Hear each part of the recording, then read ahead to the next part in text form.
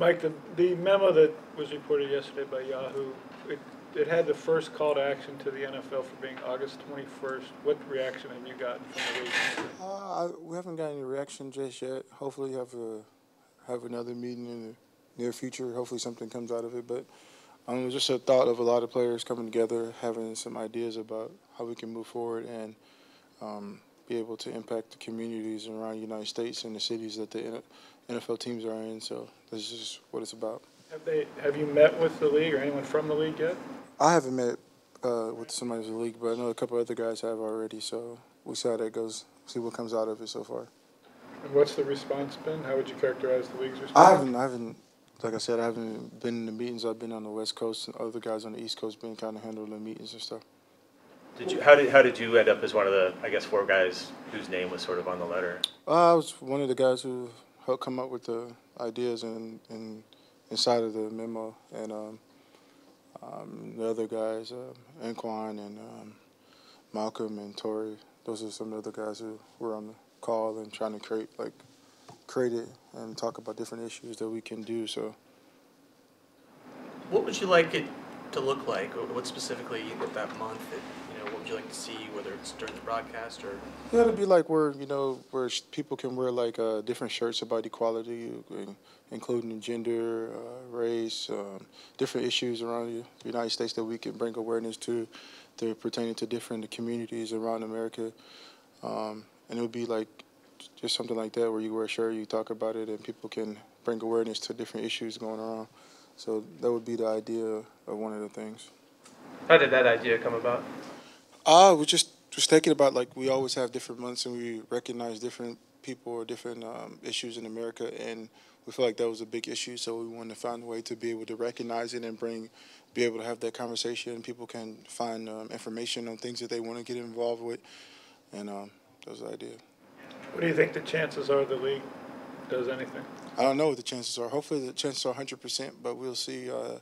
It takes a lot for a business or organization to get behind certain issues, and we're hoping to keep pushing it to see if we can ever get to that place where we can be comfortable with talking about the issues that are going on around the country.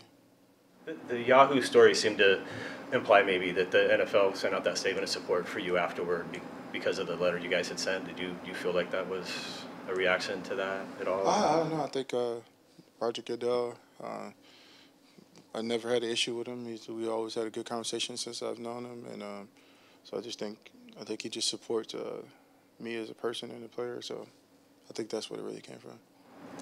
What does it mean to see your name on the? Did you lose weight?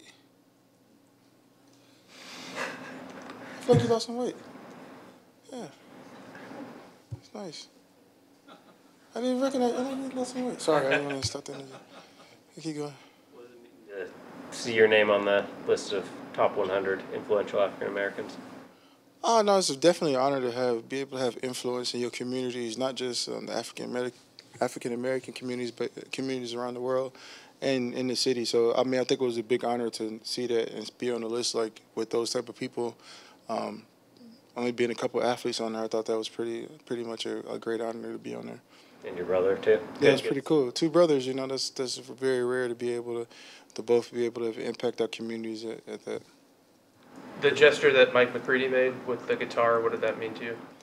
It was a very before that happened, I talked to Mike and we had a conversation and we talked about it a couple of days before, and I know he wanted to do something, and that was pretty cool when he decided to do that. What was that? What did you guys talk about? We just talked about a whole bunch of different things. I don't think it's right for me to come up here unless I had his permission to come up and talk about it. So we just talked about different things, and he wanted to be able to support me, so that was pretty cool to see what he did. When it comes to the game on Sunday, what's the best way to make Mariota uncomfortable? I think the best way to make Mariota uncomfortable, obviously, is to get to him. I think he is a really good quarterback, especially when he's outside the pocket. Crazy red zone fact the other day, has thrown 32 touchdown passes, which is crazy, and 0 interceptions. He's a really good quarterback, so we just have to get there and rush his offensive line. He has a really good offensive line, a great running game, 2 good running backs back there, DeMarco Murray and Henry. So we just have to be able to get to him, and cover his receivers. They have so many good weapons. I think the tight end is a special tight end. He does a lot of great things on the blocking, but also in the receiving end. He's up there in stats and just yak and everything after that. How well do you know Marcus, being from Hawaii?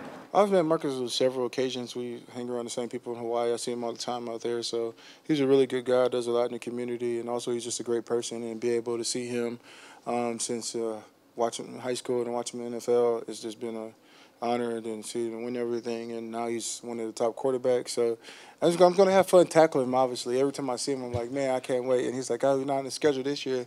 But I'm looking, I'm like, Marcus is on the schedule this year, so finally get to hit Marcus. He couldn't do it in college because it was illegal for NFL players to go in college and tackle people. So it feels good to be able to finally get a chance to hit him in the game. How often do you see him over the offseason? He's always in Hawaii, so when he's there, we'll see him. When it comes to the red zone, you're obviously more aware in that situation.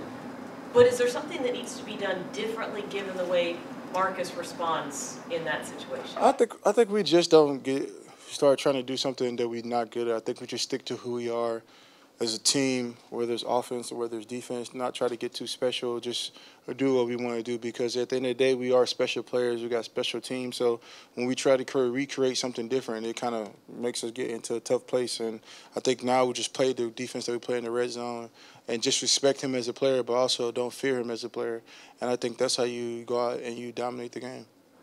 The gesture you made after the sack, was that something you had been thinking about for a while or something? No, just sporadically thought it just happened. It was just, I mean, for me, like I said, that was more about solidarity with people all across the country. I think a lot of people take different things and they want to make it believe into something else, but it's just about solidarity with oppressed people around the United States and around the world. Is the sack dance done? No, I did the sack dance in Green Bay. We only did one pump. You can't really do three. And I felt like if I did two, Coach Carroll would kind of talk to me. I was close of touching that line, so I just kept it at one. And I knew if at one he wouldn't say anything, so stayed at one. One pump is good, too. Michael, ratings are down in the NFL a little bit, and you hear people say the number one reason, according to certain fans, are because of the protests. They say they're not watching because of that. A, do you believe that?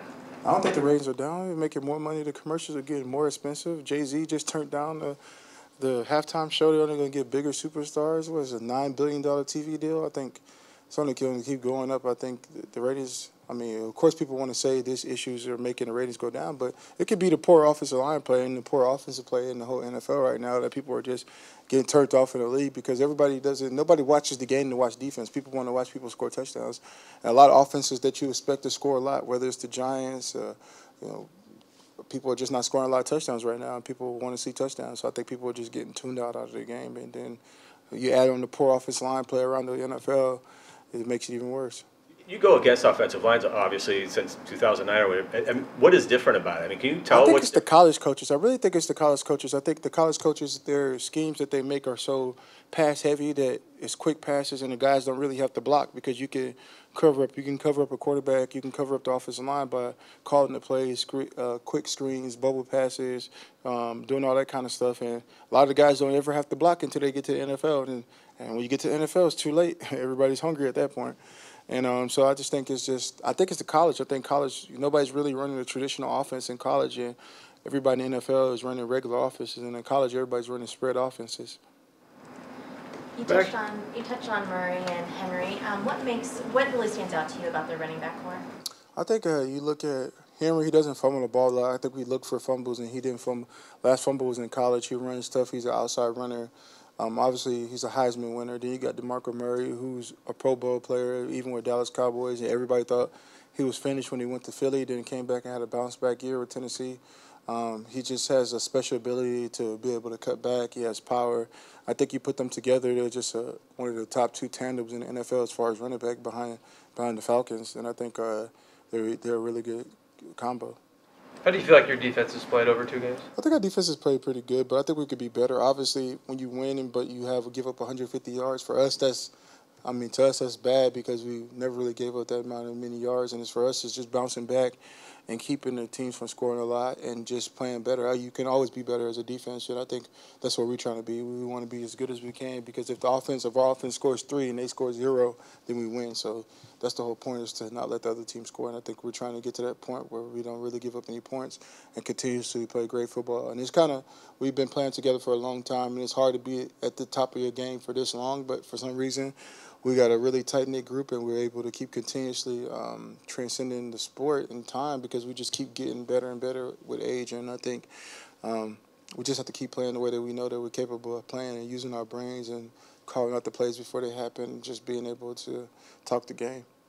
With what you're asking the NFL, breast cancer awareness is one thing that would seem to be an issue that nobody would disagree with. Do you sense the league is fearing this issue, or it's too controversial for them to take on? I don't know. I haven't got even a sense of what they're feeling right now, having really had contact with them really lately. I've been dealing with just playing in the game. But, I mean, obviously hopefully we can get to that point. I think the NBA has done a great job of being able to continuously make money and play a great sport and still be socially aware. I think we have to be able to find that same balance in the NFL, be able to play great games, give the fans what they want, but also continuously be human beings and talk about the things that affect us on and off the court. And I think that's what's going to make us a unique league on top of all the great players that we have, is what kind of impact we can have in the community on top of what we do on the field.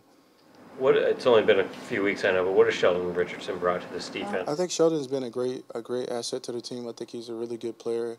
He's still young, but he's still learning at the same time. So if you put what he's done in the NFL on top of being around this amount of great players and be able to continuously learn the game, he's just been a special player for us, keep clogging up the middle, making some good plays in the run game.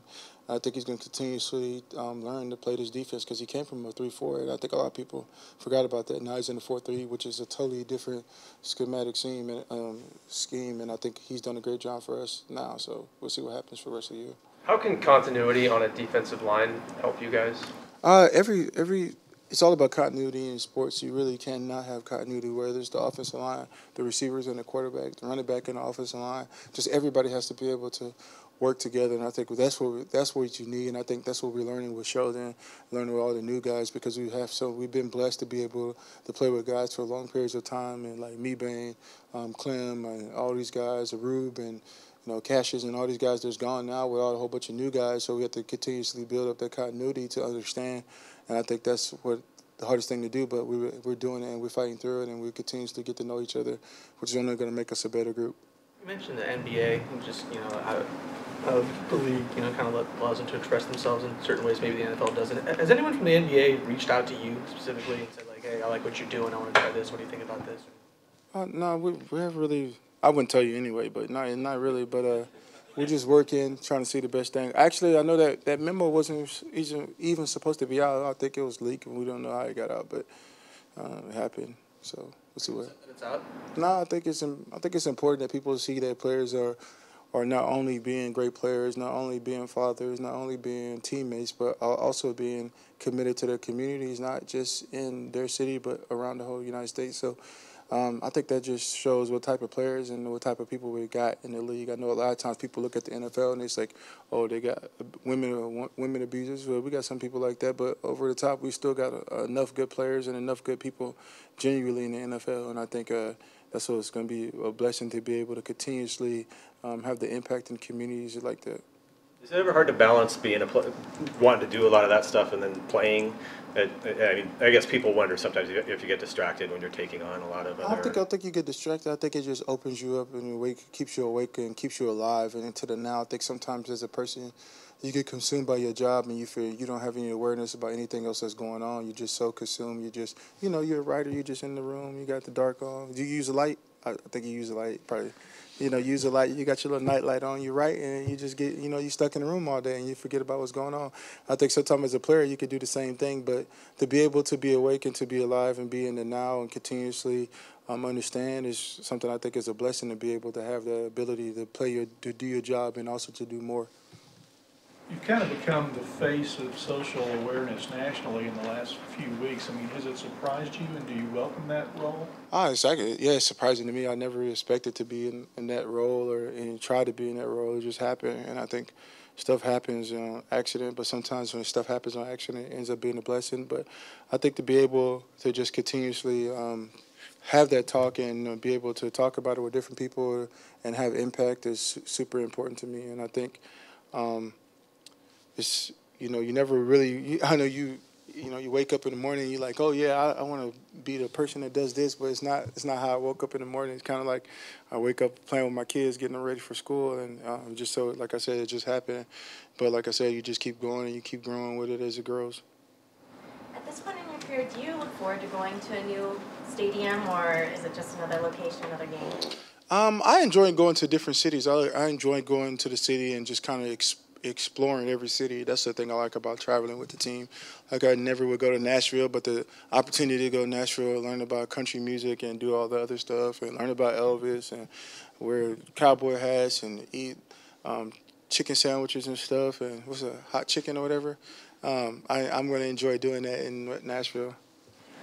Derrick Henry, I mean, they list him at 247 or whatever. Is tackling a bigger back like that? Is that? I mean, like last week, I guess the thought was he sort of wore down Jacksonville and was able to do that. Does that happen? Oh yeah, I think it's always hard to tackle a big running back because they're bigger, they run harder. Sometimes they run harder, and they're just harder people to tackle. And I think sometimes the big guys kind of scare other people and they want to tackle them. But as a defense, I don't think we fear any runners except for Marshawn Lynch. I was always happy he was on my team, but now he's on another team, so one day we have to tackle him. But it's always harder to tackle a bigger back.